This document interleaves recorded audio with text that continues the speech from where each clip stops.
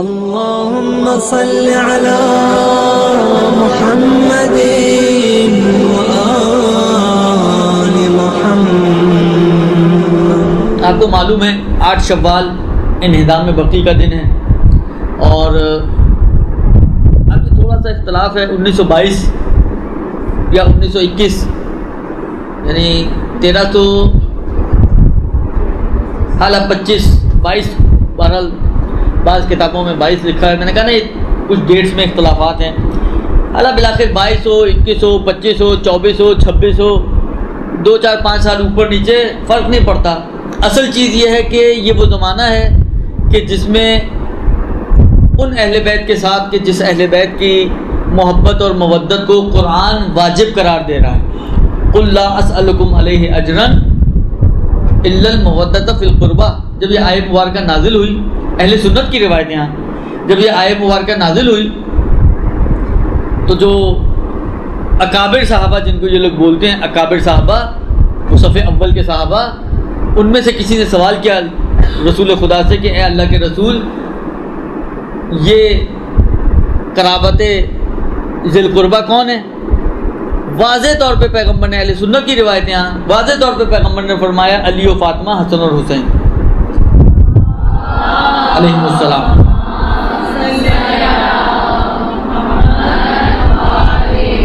دیکھیں روایت کا جملہ یہ کہ یہ کون ہے کہ جن کی مودت اور محبت کو ہم پر واجب قرار دیا جا رہا ہے؟ جو اطراف رسول میں بیٹھے ہیں، جب رسول نے اس آیت کو بیان کیا ہے تو وہ بھی یہ سمجھ رہے ہیں کہ پیغمبر وجوب کی بات کر رہے ہیں، واجب ہے، ضروری ہے۔ انہوں نے یہ اعتراض نہیں کیا کہ اے اللہ کے رسول یہ مستحب ہے یا واجب ہے یا مکروہ ہے یا مباح ہے یا کیا ہے۔ واجب سمجھتے ہوئے سوال کر رہے ہیں کہ جن کی واجب قرار دی جا رہی ہے یہ کون ہے؟ مصداق کو طے کیا جا رہا ہے، وجوب میں کوئی ڈسپیوٹ نہیں کیا گیا، لہذا اللہ کے رسول نے مصداق کو معین کر کے کہا کہ جن کی محبت کو واجب قرار دیا جا رہا ہے وہ یہ افراد ہیں۔ اللہ کے رسول نے بھی نہیں کہا کہ دیکھو غلط فہمی میں مبتلا نہ ہو، وجوب کی بات نہیں ہے یہاں پر، استحباب کی بات ہے۔ دیکھیں ہمارے علمیات میں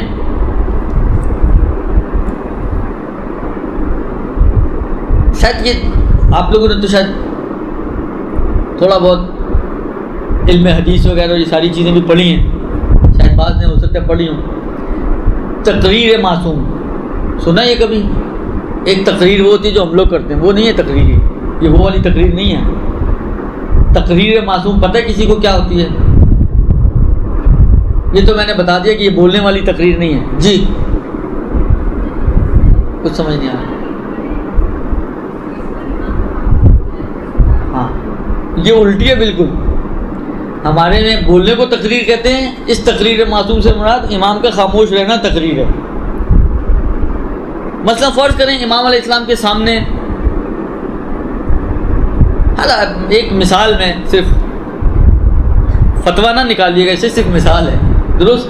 فرض کریں کہ آپ امام علیہ السلام کے سامنے گئیں اور آپ کی گردن یہاں تک کھلی تھی، ٹھیک ہے، اور امام علیہ السلام نے آپ کو ٹوکا نہیں، خاموش رہے، دیکھا امام نے، تقیہ بھی نہیں تھا، کوئی مشکل بھی نہیں تھی، یعنی امام علیہ السلام بول سکتے تھے مگر نہیں بولے، تو یہ جو امام خاموش رہے اس سے سمجھ میں آتا ہے کہ یہ حصہ اس کا مطلب ہے کھولنا جائز ہے، اس کو کہتے ہیں تقریر معصوم۔ امام علیہ السلام کا نہ بولنا نہ ٹوکنا یہ دلالت کرتا ہے اس بات کے اوپر کہ مسئلہ شرعی اتنا ہی ہے جتنا وہ دیکھ رہے ہیں۔ سمجھ میں آئی بات؟ اگر یہ وجوب نہ ہوتا، اسی کا ایک مصداق یہ بھی ہے کہ اگر آپ واجب سمجھ رہے ہیں اور واجب سمجھتے ہوئے امام سے یا پیغمبر سے سوال کر رہے ہیں اور امام اور پیغمبر آپ کی اس غلط فہمی کو دور نہ کریں، کہیں نہیں واجب نہیں ہے بھائی یہ مستحب ہے، تو اس غلط فہمی کا دور نہ کرنا دلالت کرتا ہے کہ یہ واجب ہی ہے، اس کا مطلب ہے، اس کو کہتے ہیں تقریر معصوم۔ پیغمبر جیسی ہستی، ان سے سوال کیا جا رہا ہے کہ جن کی مودت واجب قرار دی جا رہی ہے یہ کون ہے؟ پیغمبر نے کہا کہ پہلے تو میں تمہیں یہ کلیئر کر دوں کہ یہ واجب نہیں ہے بھائی۔ پیغمبر نے بھی ان کے ذہنوں میں جو وجوب آیا ہے اس وجوب کو مانتے ہوئے مصادیق کو معین کیا ہے کہ اس سے مراد یہ 4 ہستیاں ہیں۔ اس کا مطلب کیا ہوا کہ پیغمبر بھی اس بات کو مان رہے ہیں اور لوگوں تک یہ پیغام گویا پہنچا رہے ہیں اپنی تقریر کے ذریعے سے کہ واجب ہے ان کی مودت اور ان کی محبت.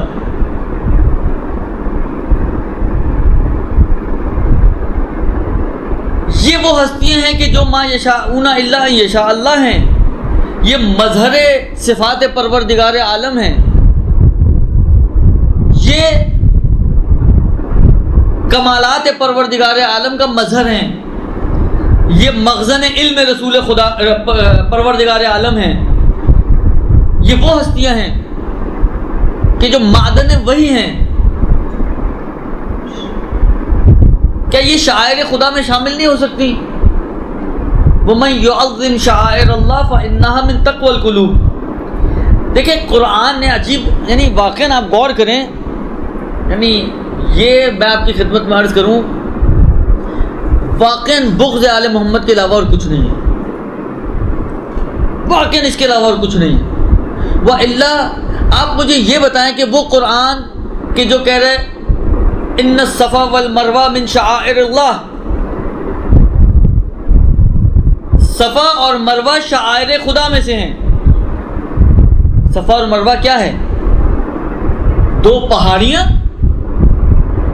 وہ قرآن یعنی واقعاً عجیب مرحلہ فکر ہے. وہ قرآن جو یہ کہہ رہا ہے کہ بدنا اس اونٹ کو کہتے ہیں کہ جو قربانی کے لیے لے کے جایا جاتا ہے حج کے موقع پر، اس کو شاعر خدا میں سے قرار دے رہا ہے. وہ پٹا جو حیوان کے گلے میں ڈالا جاتا ہے، قربانی کے جو مینا میں قربان کیا جاتا ہے اس کے گلے میں پٹا ڈالا جاتا ہے، قلادہ، اس پٹے کو شاعر خدا میں سے قرار دے رہا ہے. یعنی یہ پٹا شاعر خدا ہو سکتا ہے، یہ صفا اور مروہ شاعر خدا ہو سکتی ہیں، یہ بدنا شاعر خدا ہو سکتا ہے، مگر آل محمد شاعر خدا نہیں ہو سکتے. یعنی شاعر خدا کہتے کس کو ہیں؟ شاعر شعیرہ کی جمع ہے، یعنی علامت. شاعر خدا یعنی علامت خدا، یعنی جس کو دیکھ کر انسان خدا کی یاد میں جائے، جس کو دیکھ کر انسان کو خدا یاد آئے. صفا اور مروہ کو دیکھ کے خدا یاد آ سکتا ہے، بدنا کو دیکھ کے خدا یاد آ سکتا ہے، اس قلادہ کو دیکھ کے خدا یاد آ سکتا ہے. آل محمد کو دیکھ کے خدا یاد نہیں آ سکتا. وہ آل محمد جو میں نے عرض کیا نا کہ سر تا سر مظہر صفات پروردگار عالم ہے، یعنی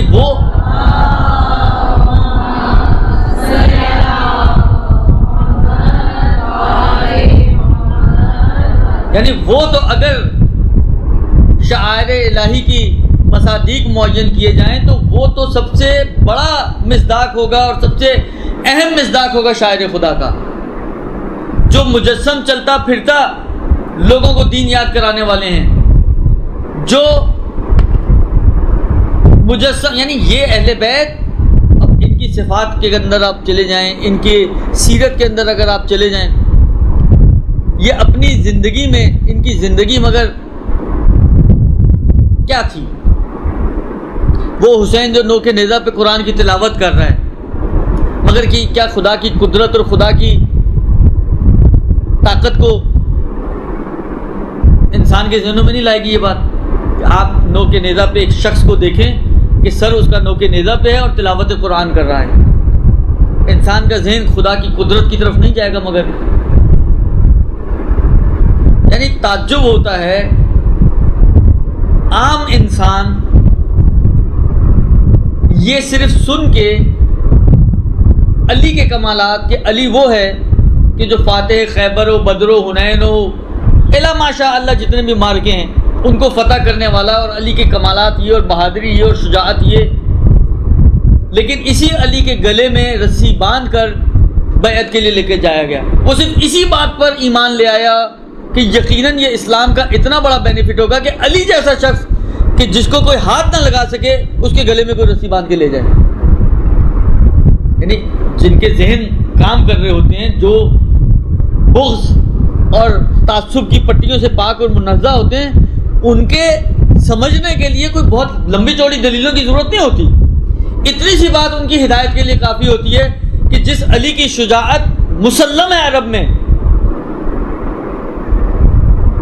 اس کے گلے میں رسی باندھ کے لے جانا کوئی آسان کام تو نہیں ہے. اور اگر کوئی لے کر گیا ہے تو اس کا مطلب یہ ہے کہ اسلام کا اتنا bڑا کوئی مفاد اس کے اندر ہوگا کہ علی خاموش رہے صرف اسلام کی خاطر. یہ آل محمد تو یہ ہیں، آل محمد یہ ہیں جن کا اٹھنا بیٹھنا درس ہے، جن کا چلنا پھرنا لوگوں کے لیے تبلیغ اور ترویج اور ہدایت کا ذریعہ ہے، جن کی زندگیاں مجسم ہدایت ہیں. بنی امیہ بنی عباس کے جو افراد ہیں ان کو خوف کس چیز کا تھا؟ یعنی یہ ائمہ علیہم السلام جو ہمیشہ سے تقیہ کی زندگیاں گزارتے رہے ہیں اور تحت نظارت رہے ہیں ان لوگوں کے، اس کے باوجود ان کو ان سے ڈر تھا. کس چیز کا ڈر تھا؟ وہ ہر چیز پر ان کے بولنے پہ پابندی لگا سکتے تھے مگر اٹھنے بیٹھنے پہ تو پابندیاں نہیں لگ سکتی تھیں. ان کا اٹھنا بیٹھنا چلنا پھرنا یہ خود ایسی ہدایت تھی کہ لوگوں کے اندر واقعی انقلاب برپا ہو جایا کرتا تھا. اس کو کیسے روکتے؟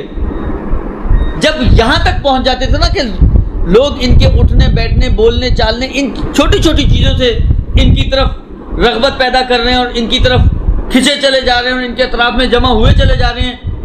یہ وہ مرحلے ہوتے تھے جہاں پر ان کو پھر اپنی کرسیاں ہلتی ہوئی نظر آتی تھی اور یہ زہر یہ تلوار کا سہارا لے کر اہل بیت کو اس دنیا سے رخصت کر دیا کرتے تھے. ان کے مرنے کے بعد بھی ان کو اسی قسم کا خوف تھا.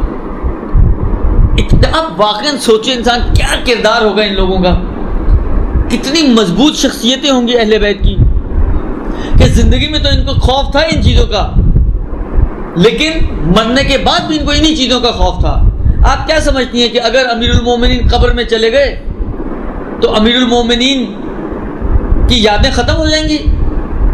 وہ قصے جو لوگوں نے سنے ہیں جب وہ امیر المومنین کی قبر کو اگر دیکھیں گے تو ان کے ذہن میں دیکھیں بالآخر آج ہم نے تو وہ زمانے نہیں دیکھے نا جو قائد اعظم کے زمانے تھے، صرف قائد اعظم کو نوٹوں پہ دیکھے ہم نے، درست؟ اس کے علاوہ آپ میں سے کون ہے جنہوں نے قائد اعظم شاید ہو کوئی اکا دکا، لیکن عام طور پہ جو عمومی سامعین ہیں ان میں سے کون ہے جس نے قائد اعظم کو دیکھا ہوگا؟ کسی نے بھی نہیں دیکھا ہوگا. ہم تک جو چیزیں پہنچی ہیں وہ قصے اور کہانیاں ہی ہیں. لیکن اس کے باوجود اگر آپ فرض کریں مزار قائد پر جاتی ہیں تو بالآخر ایک انسان کے ذہن میں ایک خاکہ سا تو آتی ہیں نا ساری چیزیں. اگر انسان وہاں کھڑا ہو کے کچھ غور کرے کہ یہ ہے کون، کیوں میں آیا ہوں اس کی قبر پر، کچھ اس کے ذہن میں تصویریں چلتی ہیں یا نہیں؟ جیسے پٹیاں چلتی ہیں نا چینلز پہ نیچے، تو کوئی پٹی چلے گی آپ کے ذہن میں یا نہیں چلے گی؟ جب آپ کے ذہنوں میں وہ پٹیاں چلیں گی تو بالآخر ایک آپ کے ذہن میں ایک جذبہ حب الوطنی کے تحت کچھ جوش آتا ہے انسان کو یا نہیں آتا؟ کہ اہل بیت کی نسبت اتنا بھی نہیں ہوگا. ایک قائد اعظم کا اتنا اثر ہے کہ جن کے ایمان و اسلام کا کچھ ابھی تک بالآخر طے ہی نہیں ہو سکا. شیعہ تھے، سنی تھے، شش امامی تھے، 12 امامی تھے، اتنی کہانیاں ہیں. حالانکہ کہتے ہیں کہ جی آخر میں شیعہ ہو گئے تھے، 12 امامی تھے، لیکن بالآخر کیلو کال ہے. مگر ان کی ایک پورا ایک اپنا جو ان کا ایک جہاد تھا، ان کی ایک پورا جو انقلاب تھا. لوگ امام خمینی کے مقبرے پہ جاتے ہیں، وہاں جب کھڑا ہو کر انسان تھوڑا بالآخر اب آپ وہی والی بات ہے جائیں جا کے آ جائیں، کچھ سوچے نہیں تو بالآخر کچھ بھی نہیں ہوگا. لیکن جب آپ گئے ہیں وہاں پر آپ ذرا سوچیں کہ میں کیوں آیا ہوں، کون ہے کیا، تو بالآخر خود بخود ایک آپ کے ذہنوں میں ساری چیزیں آئیں گی. تو یہ انسان کے اندر انقلاب لے کر آتی ہیں چیزیں، انسان کو جوڑتی ہیں. مگر کیا اگر ایک قائد اعظم ایک امام خمینی کے مقبرے پر آپ جائیں تو پوری کہانیاں آپ کے ذہن میں آتی ہیں، ایک جذبہ ایک جوش آپ کے دل میں پیدا ہوتا ہے. تو کیا اگر کوئی آپ اہل بیت میں سے کسی کے مقبرے پہ کھڑی ہوں، امیر المومنین کے مزار پہ کھڑی ہوں، امام حسین کی قبر پہ کھڑی ہوں، ائمہ کی قبروں پہ کھڑی ہوں، ان کے مزارات پہ کھڑی ہوں، تو آپ کے ذہن میں کچھ نہیں آئے گا. ان کو ان کا خوف تھا. ابھی بھی ڈرتے ہیں یہ ڈرتے ہیں یہ. لہذا آغا بزرگ تہرانی اپنی کتاب ذریعہ میں ان کا کہنا یہ ہے، ایک مطلب انہوں نے نقل کیا ہے، فرماتے ہیں کہ 1344 میں، کیونکہ بہت سارے آپ اگر میٹر پڑھیں گے نا اس کے بارے میں، انہدام میں بقی کے بارے میں، تو اس میں یوں آیا ہے کہ جب آل سعود نے اطراف مکہ و مدینہ میں قبضہ کیا ہے اور اپنے قدم جمائے ہیں تو اب ان کا ٹارگٹ یہ مقبرے تھے. لہذا انہوں نے ظاہراً کچھ افراد کو مدینے بھیجا فتوے لینے کے لیے، اور کچھ فتوے بھی انہوں نے نقل کیے، اور ان فتووں کے تحت جب فتوے جمع ہو گئے انہوں نے ان مزارات کو پھر مسمار کیا۔ اچھا دیکھیں، میں آپ کو بتاؤں، ابھی بھی ہم سوالات کرتے ہیں مجتہدین سے، ڈپینڈ کرتا ہے آپ سوال کیا کرتی ہیں، جواب اس کے اوپر ڈپینڈ کرتا ہے۔ مثلا فرض کریں آپ آغائے سیستانی کو جواب سوال لکھیں، ایک خاتون ہے، وہ مثلا فرض کریں اس طریقے سے میک اپ کر کے باہر نکلتی ہے کہ جو مثلا فرض کریں حالا لوگوں کے اخلاق کے اوپر اثر انداز ہوتی ہے اور شہوت بھڑکاتی ہے وہ چیز، اور یہ اور وہ 4-6 چیزیں ڈالیں گی، تو کیا اس طرح نکلنا جائز ہے یا جائز نہیں ہے؟ آپ کا کیا خیال ہے؟ آغا سیستانی کیا جواب دیں گے؟ یہ تو فتویٰ آپ بھی دے سکتی ہیں، آغا سیستانی سے پوچھنے کی ضرورت بھی نہیں ہے، اس لیے کہ آپ نے خود اس کے اندر اتنا کچھ ڈال دیا کہ آغا سیستانی آنکھیں بند کر کے کہیں گے لا یجوز۔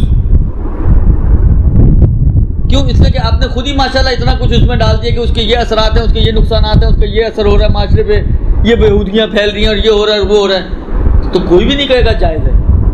درست؟ یہ جو انہوں نے فتوے لیے تھے وہ اسی طریقے کے تھے کہ اتنا کچھ کہ شرک کیا جا رہا ہے اور خدا کی عبادت کے اندر شریک کیا جا رہا ہے اور یہ کیا جا رہا ہے اور وہ کیا جا رہا ہے، تو آیا اس قسم کے روزوں کو اور مرکزوں کو باقی رکھنا جائز ہے؟ تو اگر کوئی آپ سے پوچھے کہ مثلا یہ جو مندروں میں بت ہوتے ہیں، کوئی آپ سے پوچھے یہ بت بنا کے رکھتے ہیں تاکہ اس کے ذریعے شرک کریں خدا کے ساتھ، ان کو رکھنا جائز ہے، آپ کیا کہیں گے؟ جائز نہیں دیکھا۔ تو انہوں نے بھی فتویٰ یہی دینا تھا کہ لا یجوز، لیکن انہوں نے یہ لکھا کہ یہ فتوے، بعض نے تو یہ لکھا کہ فتوے لیے گئے اس کے بعد انہدام کیا گیا، لیکن انہوں نے یہ لکھا اگر بزرگ تہرانی نے کہ نہیں، انہدام 43 میں ہوا ہے، فتوے 44 میں آئے ہیں۔ اس کا مطلب ہے کہ انہدام کرنے کے بعد اس کو دین کا ملبہ اس کے اوپر چلانے کی کوشش کی گئی ہے، تو پھر انہدام کیوں ہوا؟ اس کی وجہ وہ یہ جو میں نے عرض کی، یہ بغض آل محمد ہے، یہ وہ بغض ہے کہ جو صدر اسلام سے آل محمد کی نسبت چلا آ رہا ہے، اور ایسا بغض چلا آ رہا ہے کہ انہوں نے، مگر آپ نے وہ واقعات نہیں سنے کربلا کے بعد کس طریقے سے کربلا کو ختم کرنے کی کوشش کی گئی ہے، پانی اس کے اوپر، یعنی نہر کا رخ اس کی طرف کر کے پانی بہانے کی کوشش کی گئی کہ بہہ جائے، بیل ہل چلائے گئے ہیں اس کے اوپر، کیا کیا کچھ نہیں کرنے کی کوشش کی گئی، یہ نہیں ہو سکا تو لوگوں کو قتل کے ذریعے کہ اگر کوئی زیارت کرنا چاہتے تو ایک مارا جائے گا اور ایک زیارت پہ جائے گا، مگر وہی والی بات ہے، اگر وہاں پہ بغض والے ہیں تو یہاں پہ محبت والے بھی ہیں، دونوں طرف موجود ہیں۔ تمام تر کوششوں کے باوجود اس زمانے سے یہ لوگ جتنی بھی انہوں نے کوششیں کی سب کی سب ناکام ہوئی، اور نتیجہ یہ نکلا کہ اہل بیت کی طرف جانے سے یہ نہ روک سکتے تھے اور نہ روک سکتے ہیں۔ میکسیمم جو یہ کر سکے، کیا کر سکے؟ میکسیمم جو یہ کر سکے وہ یہ کر سکے کہ انہوں نے مینار، جو قبے بنے ہوئے تھے ان کے اوپر، عمارتیں بنی ہوئی تھیں ان کے اوپر، ان کو منہدم کر دیا۔ اچھا مزے کی بات آپ کی خدمت میں عرض کروں، ایک کتاب ہے اگر آپ لوگوں نے دیکھی ہو، 101 دلچسپ مکالمے، نہ دیکھی ہو تو ضرور دیکھیں، لیکن خرید کے دیکھیے گا، درست اچھی کتاب ہے، مناظرے ہیں اس میں، تو مجھے اب یاد پڑتا ہے اس میں ایک مناظرہ دیا ہوا ہے اسی بقی کے حوالے سے اور قبروں کو منہدم کرنے کے حوالے سے۔ وہ جس روایت کے ساتھ تمسک کرتے ہیں، ایک روایت لے کر آتے ہیں، اول تو اس کی سند میں خدشات ہیں، اتنا بڑا کام آپ کرنے جا رہے ہیں، بالآخر اس کے پیچھے کوئی ایسی روایت تو ہو جو سندی طور پر قابل قبول ہو۔ اس کی سند میں خدشہ ہے، سند قابل قبول نہیں ہے وہ اپنی جگہ پر، لیکن بالآخر ایک روایت لے کر آتے ہیں جو امیر المومنین علی بن ابی طالب علیہ السلام سے نقل ہوئی ہے،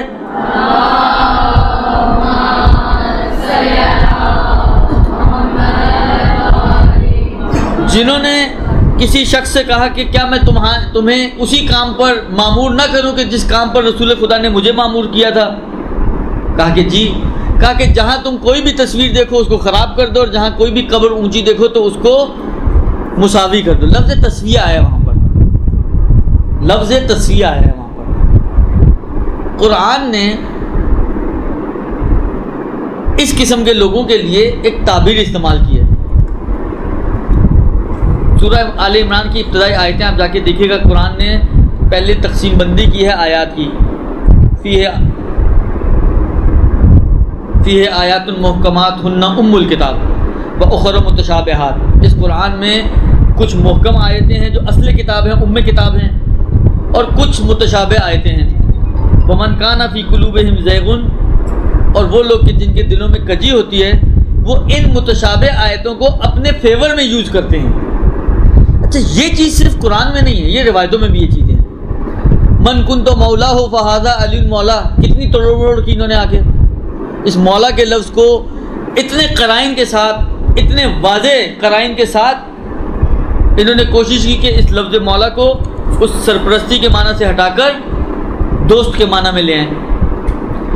خیر اب کیونکہ موقع غدیر کا نہیں ہے اور آئے غدیر مجھے نہیں بیان کرنی، لیکن اس کے اندر بھی بہت مطالب ہیں پھر کسی موقع پر. تو یہ کام کہ جن کے دلوں میں کجی ہوتی ہے وہ روایتوں کے ساتھ بھی یہی مس یوز کرتے ہیں کہ اپنی مطلب کے اور اپنی مرضی کے ان سے معنی بناتے ہیں تاکہ لوگوں کو مس گائیڈ کر سکیں. دیکھیں اس زمانے میں جو رسم تھی وہ یہ تھی کہ قبروں کو اس جس طرح اونٹ آپ نے دیکھے، کلفٹن گئے ہوں گے آپ لوگ تو نہیں گئے، حالانکہ جب جاتے ہیں جائیں تو دیکھیے گا اونٹ کی کوہان ہوتی ہے نا کس شیپ میں ہوتی ہے، اونٹ کی کوہان اس شیپ میں ہوتی ہے. اس زمانے میں قبریں اس شیپ میں بنائی جاتی تھیں. اس کو شریعت نے منع کیا ہے. تصویہ کرو یعنی کوہان کی شکل نا لیول پہ رکھو برابر، نہیں یہ کہ زمین کے لیول کے ساتھ ختم کر دو اس کو. یہ لوگ جو معنی میں گڑبڑ کرتے ہیں وہ کیا کرتے ہیں، تصویہ کا معنی یعنی زمین لیول پر لے آؤ، زمین بوس کر دو. یہ مراد نہیں ہے. تصویہ کا معنی ہے کہ اس کو اس کوہان کی شکل میں نہ بناؤ قبر کو، بلکہ اس کو اوپر سے پلین کر دو.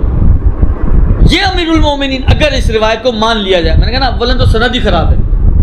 حالانکہ تھوڑی دیر کے لیے سند کو سائڈ میں رکھ دیں، آپ مان لیں کہ سند ٹھیک ہو گئی چلیں، لیکن بالآخر دلالت اور معنی بھی تو دیکھنا نا ہمیں کیا ہے.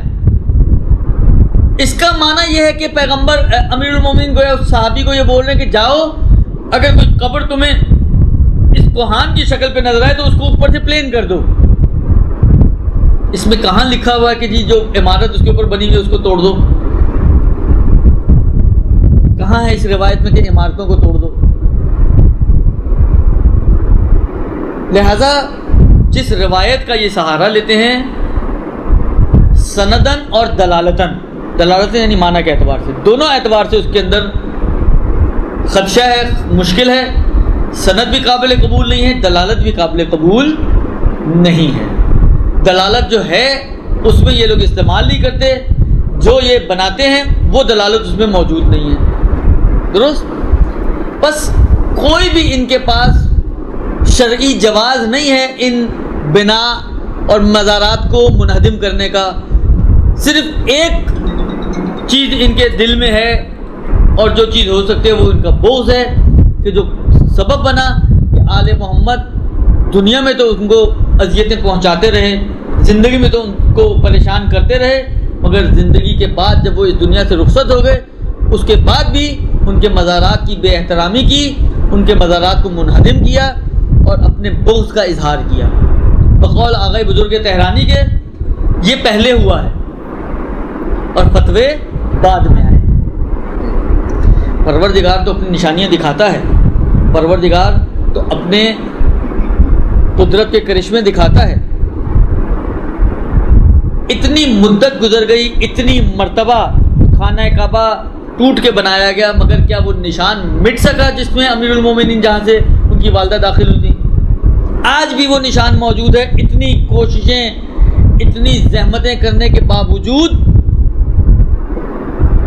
اور عجیب نظام ہے بس پروردگار عالم کا، واقعاً بڑا عجیب نظام ہے.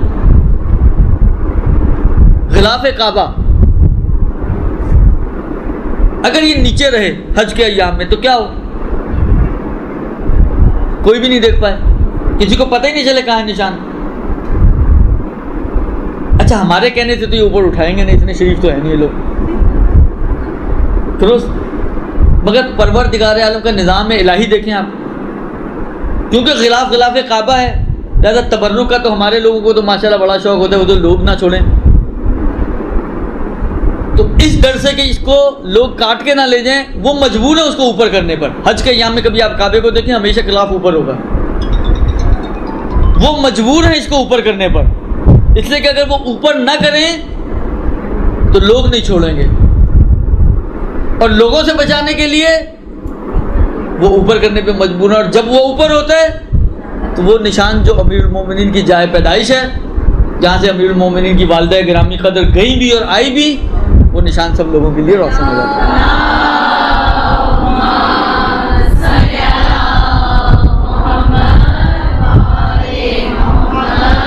آئے مبارکہ ہے نا، واللہ متم نورہ ولو کرہ المشرکون، خدا اپنے نور کو مکمل کر کے رکھتا ہے، چاہے کسی کو، چاہے کافروں کو، یا بعض جگہ مشرکین ہیں بعض جگہ کافرون ہیں، چاہے کافروں اور مشرکوں کو کتنا ہی ناگوار کیوں نہ گزرے، مگر جو کام پروردگار عالم کرنا ہے اس کو پورا کر کے رہتا ہے۔ آپ لاکھ چھپائیں، آپ کیا کچھ بدلیں گے، لیکن پروردگار عالم پوری دنیا کو، دو کونے ایسے ہیں کہ جہاں پر لوگ چپکے ہوئے ہوتے ہیں، دو کونے، ایک حجر اسود والا کونا اور ایک امیر المومنین والا کونا، جو رکن یمانی کہلاتا ہے، تو اسے جسٹ پہلے ہے وہ دراڑ، بالکل جسٹ پہلے۔ یہ ہے نظام پروردگار عالم۔ لہذا پروردگار عالم نے عبرت کے لیے وہ وہاں پہ چپکا دیا تاکہ لوگوں کو پتہ چل جائے کہ جو یہ کام ہوا ہے یہ ایسا کام ہے کہ جس پہ پروردگار عالم راضی نہیں ہے۔ اور کیسے راضی ہو سکتا ہے، کیسے راضی ہو سکتا ہے؟ وہ پروردگار عالم جو ان کی مودت کو واجب قرار دے رہا ہو، وہ پروردگار عالم جو ان کی خوشی میں خوش اور ان کی ناراضگی میں ناراحت ہو، وہ پروردگار عالم ان کے اوپر ڈھائے گئے مظالم پہ کیسے راضی ہو سکتا ہے؟ لہذا 8 شوال یوم انہدام بقی ان کی خباثت کا کے اظہار کا دن ہے اور اہل بیت کی مظلومیت کا دن ہے۔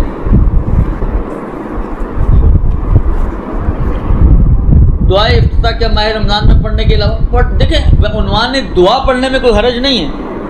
آپ کا یہ قصد نہ ہو کہ یہ انہی دنوں کی دعا ہے، دعا تو رمضان سے مخصوص ہے، لیکن عنوان دعا پڑھنے میں کوئی حرج نہیں ہے۔ اگر ہاتھ پر مہندی لگی ہے تو بہت پرانا سوال ہے، اتنا پرانا کہ مجھے تو جواب دینے کا بھی موڈ نہیں ہو رہا میرے، یہ اتنی دفعہ میں بتا چکا ہوں، میرے اپنے خیال میں یہ مشکل نہیں ہے، آپ کر سکتے ہیں مجھے۔ اگر کسی کو علم نہ ہو کہ ماہ رمضان میں جو روزے قضا ہوتے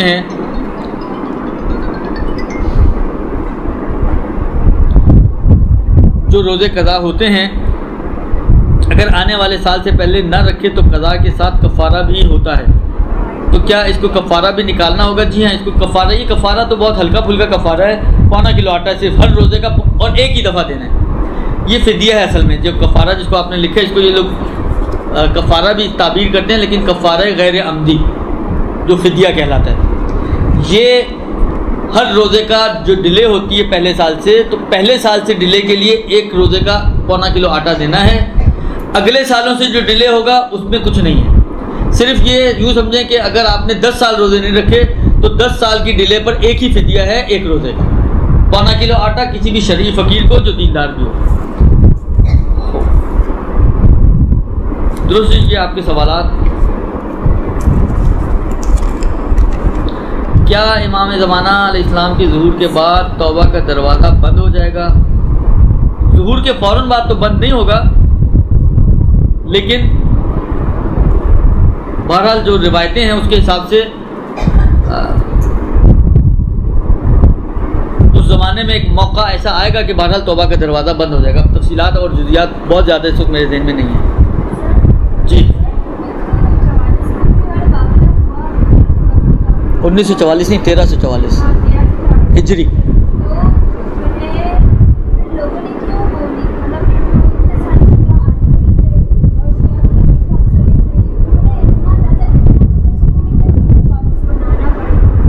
وہ لوگ دیکھیں، عرض کروں حکومت ان کی ہے، اور حکومت میں یہ لوگ تلوار کے بھی قائل ہیں، تو یہ لوگ ان چیزوں کو پھر کیئر نہیں کرتے ہیں کہ سامنے کون ہے۔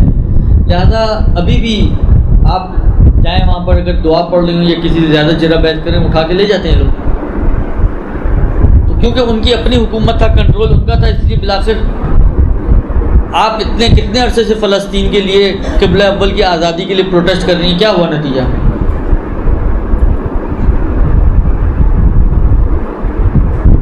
اس لیے کہ آپ کے اختیار میں کچھ نہیں ہے۔ حضرت مختلف جگہوں پہ انہوں نے کھڑے کیے۔ دیکھیں میں نے کہا نا کہ مسئلہ ہے کہ حکومت ان کے ہاتھ میں، اختیارات ان کے پاس ہیں، ان کی پولیس ہماری پولیس کی طرح نہیں ہے، ان کی پولیس کو آپ کچھ بول دیں، سمجھے آپ نے حکومت کو کہہ دیا، اور سمجھے آپ نے حکومت کی مخالفت کر دی. وہ بہت اسٹرکٹ ہیں اس مسئلے میں.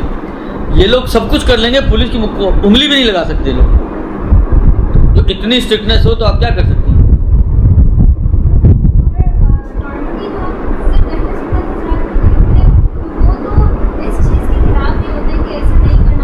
یہ وہابی مسلک ہے.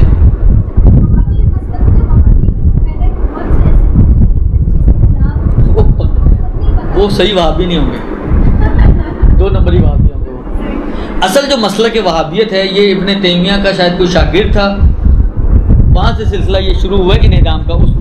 اس نے یہ کہانی شروع کی تھی. تو وہ بھائی دیکھیں ان کا جو رسمی مذہب جو ہے وہ وہی وہابی لوگوں کا ہے نا. آل سعود وہابی لوگ ہیں سارے، سنی تو نہیں ہیں. لہٰذا اس لیے وہاں پر مشکلات ہیں بہت. آپ کھڑے ہو کے دعا نہیں پڑھ سکتی، آپ کھڑے ہو کے زیارت نہیں کر سکتی، آپ کسی زری کو ہاتھ نہیں لگا سکتی. اور کیا آپ واپس قبریں بنانا چاہتی ہیں؟ یعنی جو آپ یہ نہ کر سکیں، یہ چھوٹی قبریں بنانے کی نسبت اس کی کیا ویلیو ہے؟ بھائی ان کا مذہب ہے، ان کا دین ہے، ان کی شریعت ہے. جس سے فرض کریں ابھی میں آپ کی خدمت میں کروں، مثلا ایران ہے، ایران کی ایک فورس ہے گشت ارشاد کہلاتی ہے. ان کا کام وہی امر بالمعروف و نہی عن المنکر ہے. اب فرض کریں کہ ایک بے پردہ خاتون کو وہ روکیں ٹوکیں، آپ کہیں گے یہ تو غلط ہے نا، وہ گھومنے جا، آپ کا کیا جاتا ہے؟ جس طرح یہ کرتے ہیں امر بالمعروف کے نام سے، وہ بھی کرتے ہیں امر بالمعروف کے نام سے. کہتے ہیں کہ بھائی آپ بدعت کر رہی ہیں، گناہ کر رہی ہیں، تو روکنا ہماری ذمہ داری ہے، لہٰذا ہم روکیں گے، آپ کو نہیں کرنے دیں گے، پابندیاں لگائیں گے. یہ مسئلہ ہے. وہ یہ سارے کام کرتے ہیں دین و مذہب کے نام پر.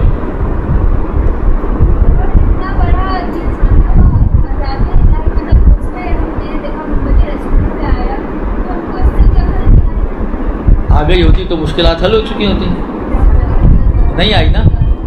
میں نے کہا نا کہ عبرت وہ لوگ حاصل کرتے ہیں کہ جن کے دلوں میں اتنی وسعت ہو. من کان فی قلوبہم زیغ، کچھ ایسے لوگ ہوتے ہیں جن کے دلوں میں کجی ہوتی ہے. ختم اللہ علی قلوبہم وعلی سمعہم وابصارہم. بعض ایسے لوگ ہوتے ہیں جن کے دلوں پر خدا نے مہر لگا دی ہوتی ہے. یہ ہدایت والے نہیں ہوتے لوگ، ان کی ہدایت ہو بھی نہیں سکتی ہے. یہ کیا بھائی، کیا یہ روایت صحیح ہے کہ یہودی کے گھر کھانا کھا سکتے ہیں اور عیسائی کے گھر سو سکتے ہیں کیونکہ یہودی پیچھے سے وار کرتے؟ نہیں معلوم، روایت میں نے دیکھی نہیں، اس لیے نہیں معلوم. اتمام حجت تو کرنی ہے نا خدا نے. کل کو وہ لوگ بول دے کھڑے ہوتے خدایا تو ایک نشانی دکھا دیتے تو ہم مان جاتے. جس طرح وہ لوگ یہ مشرکین مکہ آ کے پیغمبر کو نہیں کہتے تھے، پیغمبر بیٹھے یہ جو شق قمر کا واقعہ ہوا، پیغمبر کا کہ بھائی جادو اگر چلتا ہے تو زمین پہ چلتا ہے، آسمان پہ نہیں چلتا. اگر آپ چاہتے ہیں مسلمان ہو جائیں، کوئی آسمان کا معجزہ دکھائیں. پیغمبر کو تو پتہ تھا نا یہ کم بخت کیسے لوگ ہیں. کہتے جا بھائی اپنا کام کر، تم نے ماننا تو ہے نہیں، کہہ سکتے تھے نا. مگر اس کے باوجود شق قمر کر کے دکھایا. مانے وہ لوگ؟ مانے؟ نہیں مانے. کیوں نہیں مانے؟ اس لیے کہ وہ ماننے والے نہیں تھے. لیکن ان کا کام اس لیے ایسا ہوتا ہے کہ بالآخر اتمام حجت تو کرنی ہے نا. اگر اتمام حجت نہیں کریں گے وہ تو کل کو یہ کھڑے تو ہو سکتے نا. مطلب فرض کریں کل کو ابو جہل کھڑا ہو جائے، اگر پیغمبر نہ دکھاتے، آپ دکھا تو دیتے، میں ہو سکتا ہو جاتا.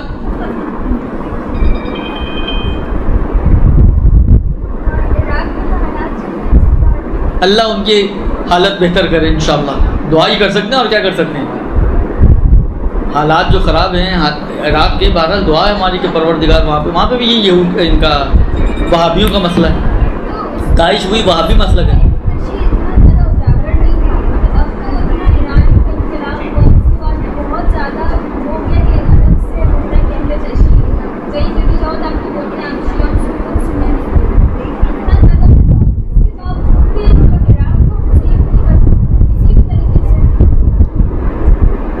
کیسے کر سکتے ہیں بتائیں، کیا پالیسی ہے آپ کے پاس؟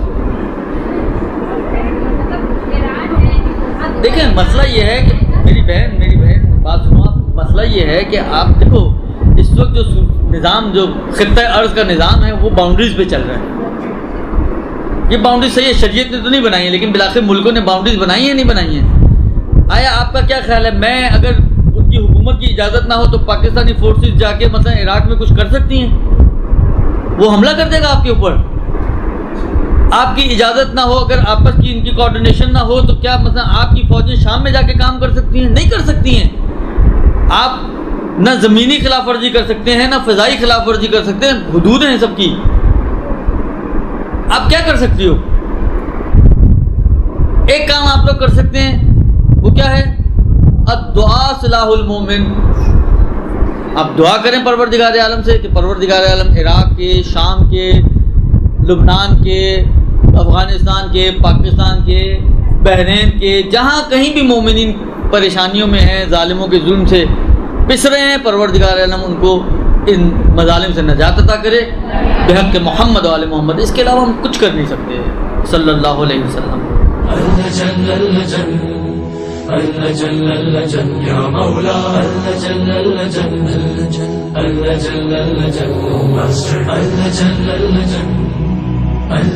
يا صاحب السماء